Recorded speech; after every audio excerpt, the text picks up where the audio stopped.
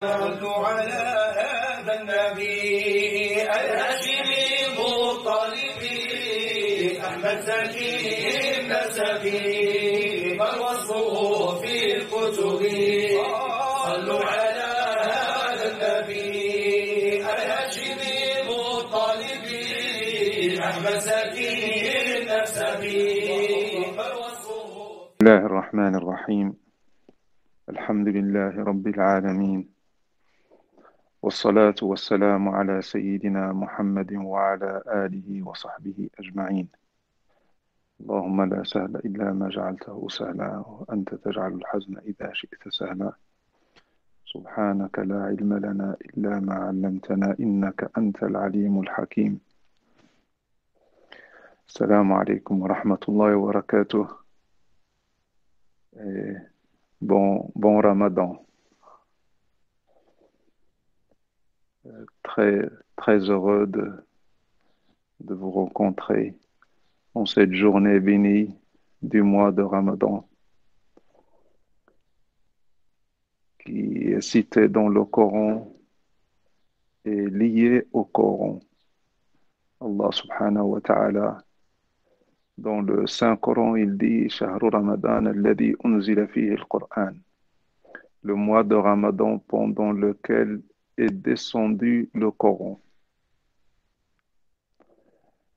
Et le fait qu'Allah subhanahu wa ta'ala nous parle du mois de Ramadan en le liant à la descente du Coran sur cette terre, c'est que pour nous montrer un secret qu'Allah subhanahu wa ta'ala veut que les hommes le sachent.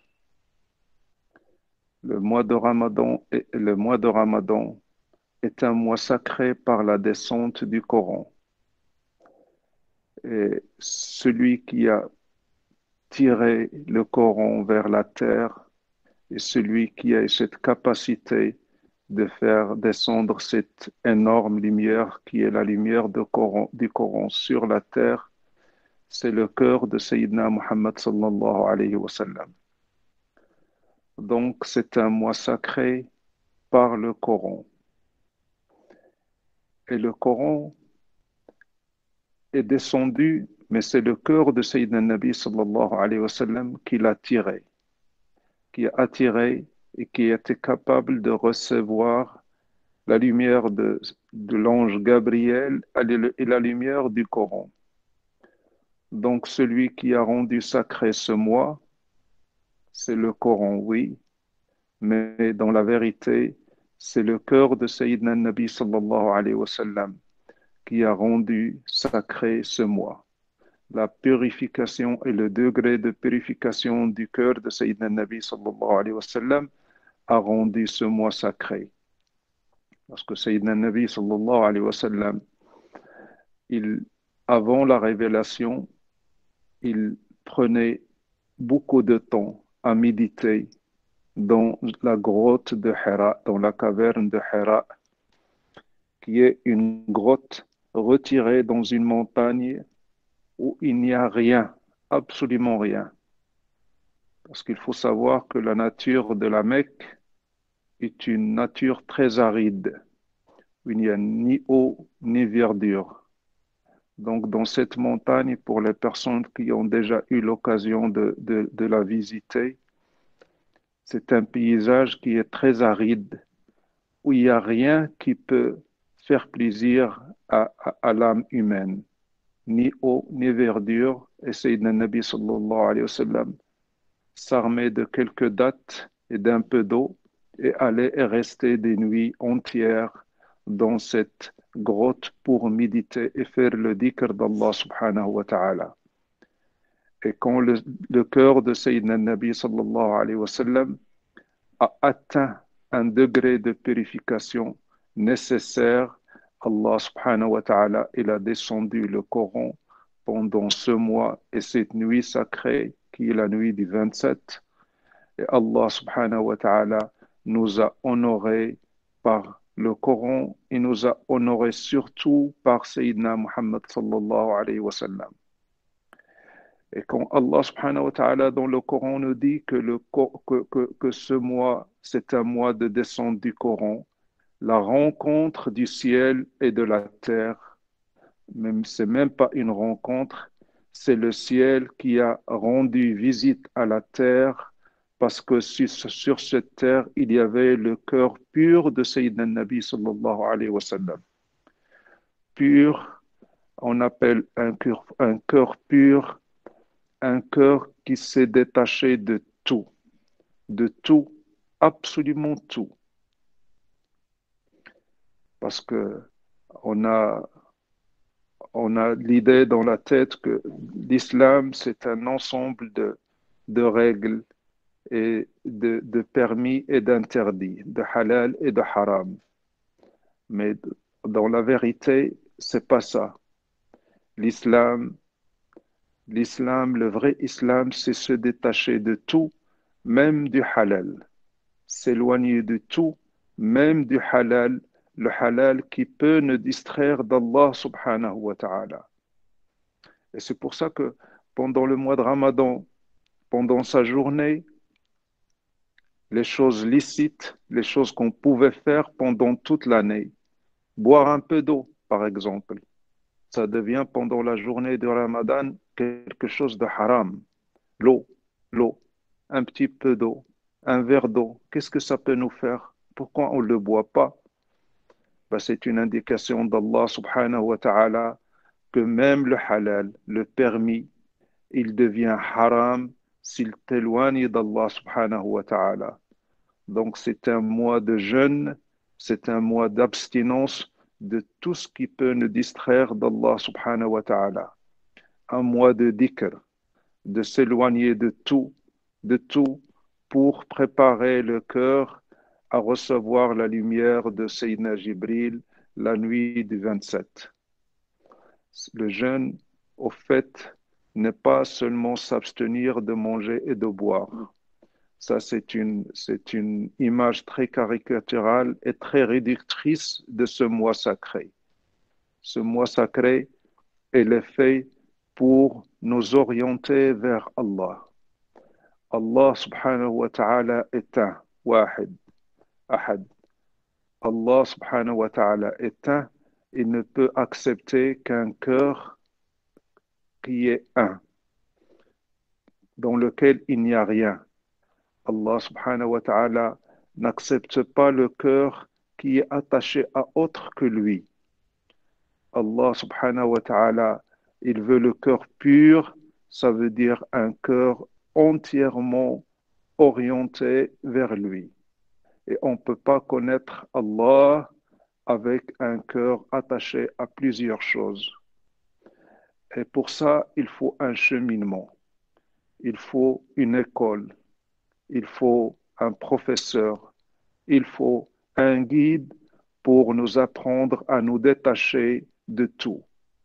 Du haram pour commencer et du halal pour terminer et de tout pour arriver à Allah subhanahu wa ta'ala. C'est vrai que le haram, c'est pas bien de faire le haram, mais c'est pas tout. Quand on fait un halal, quand ce halal nous fait oublier, nous distraire d'Allah, pour les cheminants, ça devient un haram. Quand je mange, c'est halal, c'est permis. Quand je bois de l'eau, c'est permis. Ça me donne de la force. Mais si je me sers de cette force pour désobéir à Allah ou pour faire un péché, donc cette nourriture devient du haram parce qu'il m'a donné de la force pour faire un péché et désobéir à Allah subhanahu wa ta'ala. La vie d'un cheminot, la vie d'un musulman, la vie d'un musulman, celui qui se soumet à Allah subhanahu wa ta'ala, n'a qu'un sens. Allah. Tout ce qu'il le fait, il le fait pour Allah. À quoi bon ça se sert de s'abstenir de manger ou de boire pendant la journée de Ramadan si on continue à pécher et à faire ce que Allah n'aime pas? Ça ne sert absolument à rien. Donc le fait de s'abstenir de manger et de boire, c'est seulement des indications. Allah subhanahu wa ta'ala nous donne des signes pour nous dire que tout ce qui peut vous distraire de moi, je ne veux pas que vous le fassiez et je ne veux pas que vous l'approchiez. Et ça, c'est un peu difficile. Difficile si on essaie de le faire par soi-même. Facile si on le fait en compagnie ou sous la direction d'un guide, bien d'un maître ou d'un cheikh ou d'un savant. On peut l'appeler comme on veut. C'est pas quelque chose de simple. C'est pas quelque chose d'évident. Nous, en faisant le ramadan, même dans le sens de ne pas boire et manger, ne pas manger, on a l'impression d'avoir fait quelque chose de grand, de grandiose. Mais c'est pas ça. On a dit toute la journée, j'ai pas mangé, j'ai pas bu. Et on est fier de soi et on a l'impression d'avoir réalisé un exploit, alors que dans la vérité, ce n'est pas le but et ce n'est rien du tout et ce n'est pas la chose qui est demandée par Allah subhanahu wa ta'ala. Le but, c'est d'être détaché de tout, du haram et du halal qui nous distrait d'Allah subhanahu wa ta'ala. C'est pour ça que Sayyidina Nabi sallallahu alayhi wa sallam, il se détachait pendant ce mois, il lui arrivait de jeûner 15 jours de suite, sans manger, ni jour ni nuit, sans boire, ni jour ni nuit, ce qu'on appelle le wissal, ça veut dire ce qu'on appelle Sayyidina Nabi sallallahu alayhi wa sallam, il joignait les journées. Les Sahaba, les compagnons de Sayyidina Nabi sallallahu alayhi wa sallam, essayaient de l'imiter. Et Sayyidina Nabi sallallahu alayhi wa sallam leur a interdit de le faire. Il leur a dit, ne le faites pas.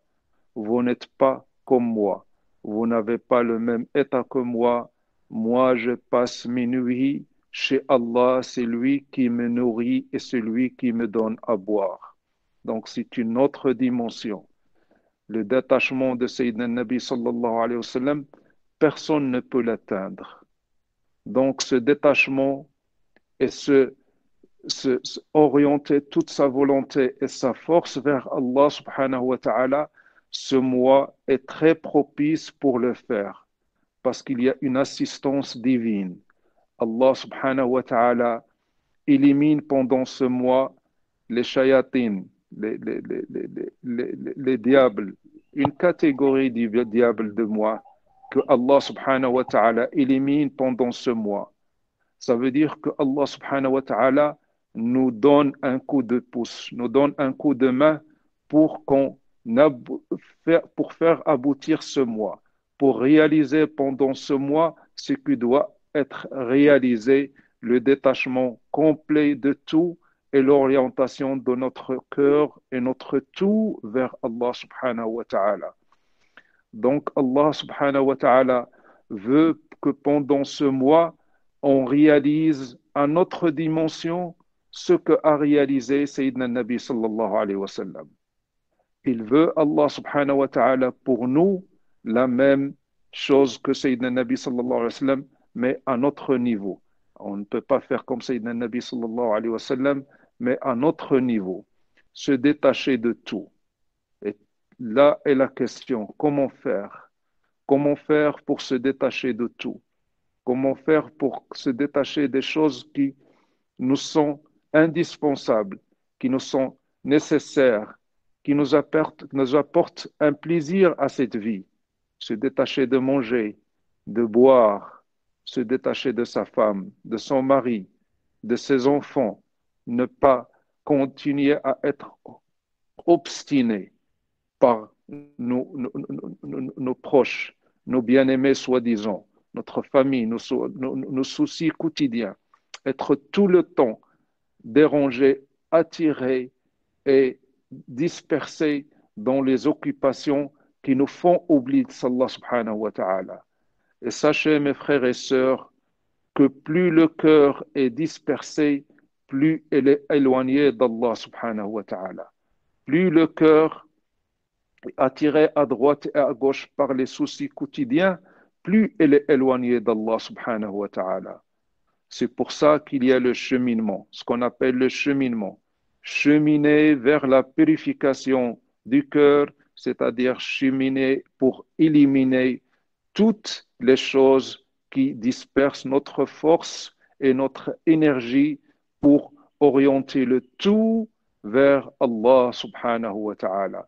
Et ça, c'est un exercice quotidien de tous les jours, de toutes les secondes, de chaque respiration. Rassembler sa force pour être dans la présence d'Allah et sortir des ténèbres de l'oubli d'Allah subhanahu wa ta'ala. C'est un cheminement. C'est pour ça que le cheikh, quand le cheikh ou le guide parle aux disciples ou bien à celui qui veut cheminer, au cheminant, celui qui veut Allah, qui veut connaître Allah, qui veut purifier son cœur pour connaître Allah subhanahu wa ta'ala, toujours il essaye de le détacher et l'orienter vers son amour, vers l'amour du cheikh. Aimer un cheikh, parce que le cheikh est une personne qui est à notre dimension, dans notre repère, quelque chose qu'on peut voir, quelque chose qu'on peut entendre, quelque chose qu'on peut sentir, quelque chose qu'on peut percevoir. Alors, cheikh, il essaye d'orienter ton amour, d'orienter ta force et ton énergie vers Cheikh. C'est le début du cheminement. On ne peut pas connaître Allah subhanahu wa ta'ala sans connaître Sayyidina Nabi sallallahu alayhi wa sallam, le prophète. Et on ne peut pas connaître le prophète sans connaître le cheikh. Et on ne peut pas connaître le cheikh sans tout oublier pour lui. Et quand on dit ça, notre ego a l'impression, il nous dit que cheikh, il veut que les gens le suivent pour lui, parce que lui, il veut avoir l'amour des gens pour sa satisfaction personnelle. Et c'est normal. Un ego éloigné ne peut avoir que cette compréhension. Mais dans la vérité, cheikh, tout ce qu'il veut, c'est le bonheur de l'autre, c'est le bien-être de l'autre, c'est la connaissance d'Allah subhanahu wa ta'ala pour l'autre, parce qu'il ne peut pas connaître quelque chose et ne pas vouloir la partager avec les autres. Il ne peut pas avoir un bonheur ou un plaisir de la connaissance d'Allah subhanahu wa ta'ala et le privilège de le connaître sans le partager avec les autres. Il ne peut pas vivre avec ça tout seul. Parce que connaître le généreux qui est Allah ne peut que nous rendre généreux et vouloir partager ce bonheur et ce plaisir. Donc la connaissance de Cheikh, c'est notre Ramadan. C'est notre détachement de tout. L'amour de Cheikh et du guide, c'est le point de départ de toute connaissance. On ne peut pas se détacher de tout sans savoir quelque chose à laquelle on doit s'attacher. Parce qu'on a des amarres, on a des cordes attachées quelque part, et ces cordes, on essaie de les couper pour n'en faire qu'une qu'on attache à notre guide et à notre cheikh. C'est pour ça que le titre de notre islam, c'est La ilaha illallah Muhammadur Rasulullah.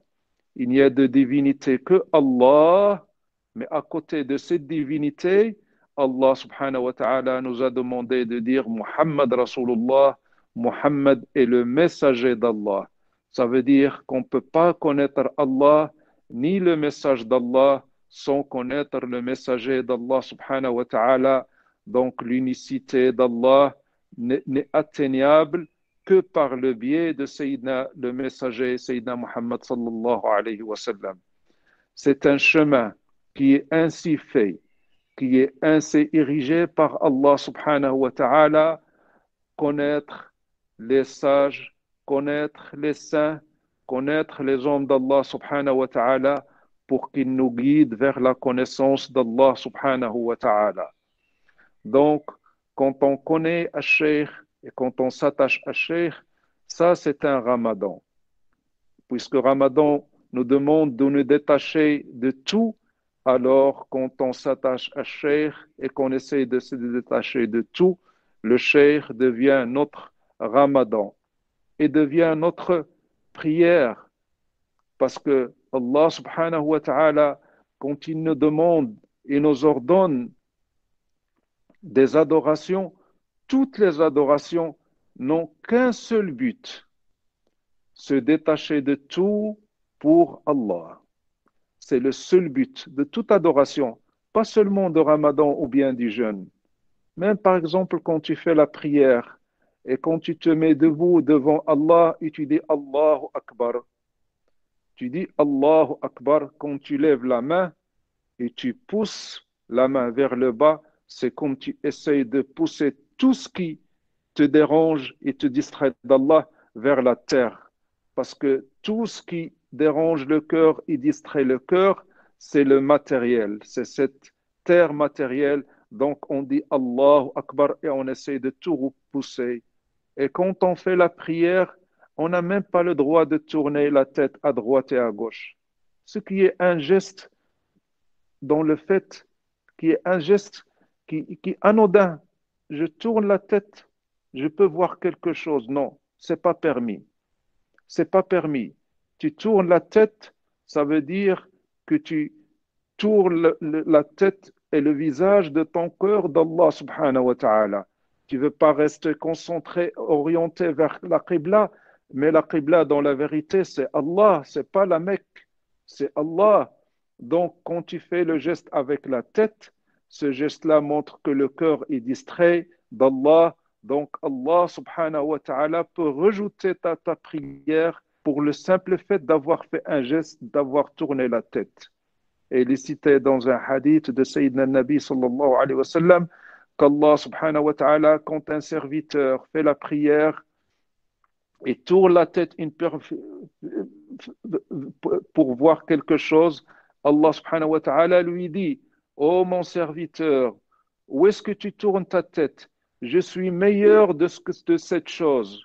Et quand il la tourne une deuxième fois, Allah lui dit: ô mon serviteur, à quoi tu tournes ta tête? Je suis meilleur que la chose qui t'a fait tourner la tête. Et quand il tourne la tête une troisième fois, Allah subhanahu wa ta'ala lui tourne le dos. Ça veut dire qu'il fait la prière que Allah subhanahu wa ta'ala n'accepte pas et pendant laquelle Allah subhanahu wa ta'ala ne lui donne pas son visage. Donc toutes les adorations, elles sont faites pour nous détacher des choses qui nous distraient d'Allah subhanahu wa ta'ala. Quand tu fais l'aumône, quand tu fais la zakat, tu te donnes la peine pour travailler et ramasser de l'argent et pour Allah subhanahu wa ta'ala te dit non, il y a une partie de cet argent qui doit aller aux nécessiteux. Et tu n'as pas le droit de la manger. Ça devient de l'argent haram. Ça devient de l'argent illicite, interdit. Cette partie d'argent ne t'appartient pas. Et quand tu la manges, c'est comme si tu mangeais quelque chose de souillé qui peut souiller ton cœur et ta foi. Tu n'as pas le droit. C'est mon argent. J'ai travaillé pour. Non, il ne t'appartient pas. Il appartient à Allah. Il ne t'appartient pas, ce n'est pas ton argent. Alors donne-le et débarrasse-toi de cette saleté de ton argent parce qu'il ne t'appartient pas, il devient illicite et haram, il va te distraire d'Allah. Et vous voyez comment le halal qu'on a travaillé, le licite pour lequel on a travaillé, il devient interdit parce qu'il te distrait d'Allah subhanahu wa ta'ala. Et ainsi de suite, on peut citer toutes les adorations. Tout est fait pour te détacher, toutes les adorations sont faites pour te détacher des choses qui peuvent te distraire d'Allah. Et ce mois de Ramadan, elle est très propice. Comme on a dit, il y a un coup de main d'Allah subhanahu wa ta'ala. Il y a une facilité. Le monde des lumières, elle est beaucoup plus facilement accessible. Le monde des ténèbres est éloigné. Allah subhanahu wa ta'ala l'éloigne de nous. Donc c'est à nous de faire ce petit effort de nous éloigner du haram, de nous rapprocher du halal et en faire que ce halal soit un moyen pour nous rapprocher d'Allah subhanahu wa ta'ala. Donc quand Cheikh te dit il faut que tu aimes Cheikh sincèrement et essayer d'oublier tout pour l'amour du Cheikh, il essaye de t'entraîner et de te rapprocher du chemin d'Allah subhanahu wa ta'ala et de la connaissance d'Allah subhanahu wa ta'ala. Parce que la connaissance d'Allah subhanahu wa ta'ala, elle est très difficile pour nous. Allah n'est pas très accessible pour nous. La lumière d'Allah n'est pas très accessible. Il faut le messager d'Allah, Sayyidina Muhammad sallallahu alayhi wa sallam, ou les héritiers du messager d'Allah qui sont les savants. Donc, faisons de ce mois un mois de rapprochement, d'éloignement de ce qui nous distrait et de rapprochement vers Allah subhanahu wa ta'ala. Et quand on dit se rapprocher d'Allah subhanahu wa ta'ala, ça veut dire nous rapprocher de toute personne qui nous rappelle Allah et nous rapproche d'Allah subhanahu wa ta'ala. Parce que l'amour en Allah et pour se rapprocher d'Allah est la meilleure des adorations. Tu peux faire la prière 4 rak'ah, 5 rak'ah et faire 20 rak'ah pour le tarawih, mais tu ne peux pas atteindre la sincérité que tu as quand tu es avec ton cheikh, ou bien quand tu écoutes ton cheikh, ou quand tu es devant ta cheikh, ou bien quand tu te rappelles ou tu fais le lien ou la rabita avec cheikh. Avec le cheikh, les choses sont plus simples. Donc faisons l'effort, mais pas tout seul, sous l'aile du cheikh, sous le parapluie du cheikh et avec l'aide du cheikh. Parce que quand tu t'attaches à cheikh dans ton chemin, tu ne travailles pas seul, tu n'avances pas seul, mais tu avances avec la force de ton cheikh et la force de ton guide. Donc faisons de cheikh notre ramadan.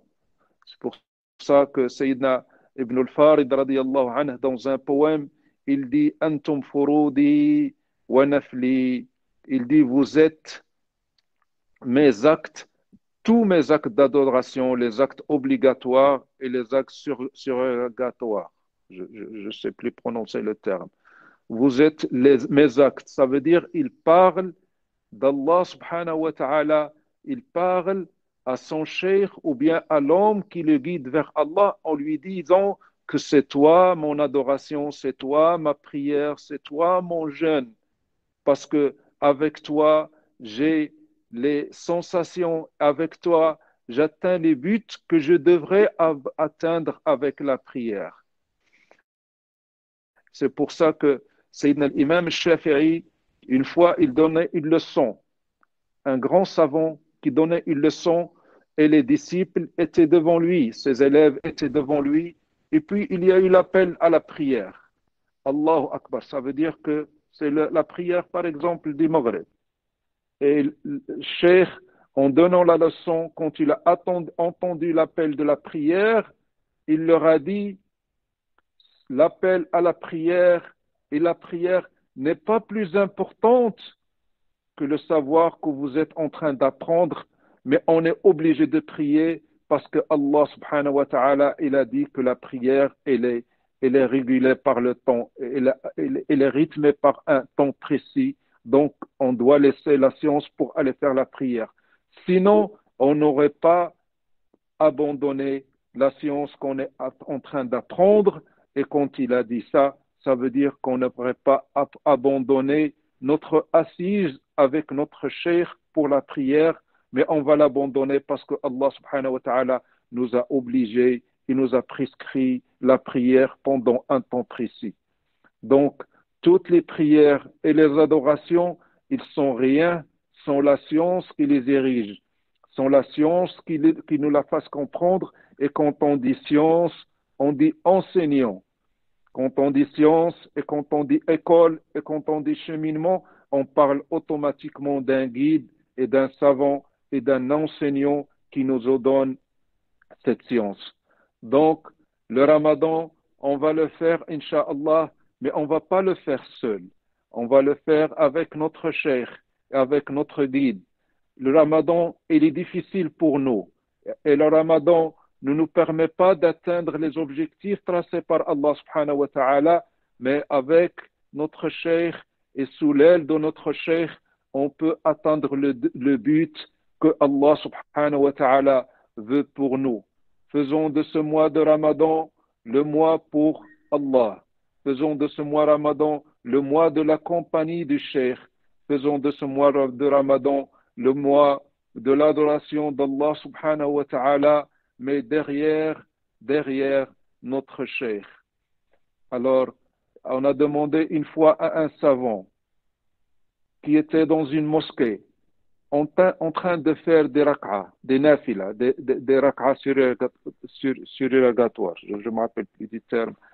Et quand il faisait ces 2 rak'a avant la prière, ça veut dire avant la prière obligatoire, on lui a demandé, quand tu pries ces 2 rak'a tout seul, qui est ton imam? Qui est ton guide? Tu fais 2 rak'a tout seul en attendant la prière obligatoire. Qui est ton guide? Qui est ton imam? Il leur a dit, mon imam, c'est Sayyidina Nabi sallallahu alayhi wa sallam. Mon imam, c'est Rasulullah. Je ne fais pas la prière sans que j'imagine que mon guide, c'est Rasulullah sallallahu alayhi wa sallam, parce que c'est lui qui est l'imam de tous les musulmans, c'est lui qui m'a appris à prier, donc je ne peux pas l'oublier en faisant la prière. Et comme ça, quand je vais faire la prière derrière l'imam, la prière obligatoire, je la fais avec Rasulullah et je ne la fais pas avec le imam dans la vérité. Parce que l'imam suprême et le guide suprême, c'est Sayyidina Nabi sallallahu alayhi wa sallam. C'est pour ça que parmi les politesses que doit avoir un disciple avec son cheikh, c'est quand il fait la prière, il imagine que cheikh est devant lui en train de faire la prière. Et quand il fait le dhikr, il ne le fait pas seul, il imagine que cheikh est avec lui en train de faire le dhikr, et celui qui en profite, croyez-moi, c'est pas le cheikh. Loin de là. Celui qui en profite, c'est le disciple. C'est celui qui a eu ce adab, c'est lui qui profite de la spiritualité de cheikh, et celui qui vit sous l'aile de cheikh, que ce soit dans la prière, que ce soit dans son travail, que ce soit dans son sommeil. Comme le dit Cheikh Rajab radiyallahu anhu, il a dit, j'ai jamais dormi une nuit sans tendre mon bras pour faire place à mon cheikh pour qu'il dorme dessus. Radiyallahu anhu. Regardez cette grande politesse de Sidna Cheikh Rajab. J'ai jamais dormi une nuit sans tendre mon bras pour que mon cheikh dorme dessus. Même pendant son sommeil, il voit son cheikh avec lui, à côté de lui. Et c'est comme ça que les gens font et parcourent des distances inespérées et extraordinaires parce qu'ils ne les font pas tout seuls. Quand on chemine, quand on veut connaître, quand on veut se rapprocher, ne le faisons pas seul. Faisons-le avec le cheikh, jeûnons avec le cheikh, prions avec le cheikh, faisons de cheikh un moyen de nous détacher de tout ce qui nous fait oublier Allah et nous rappelle Allah subhanahu wa ta'ala. Barakallahu fikum, jazakumullahu khairan, et merci pour votre patience. صلوا على هذا النبي الهاشمي المطلبي أحمد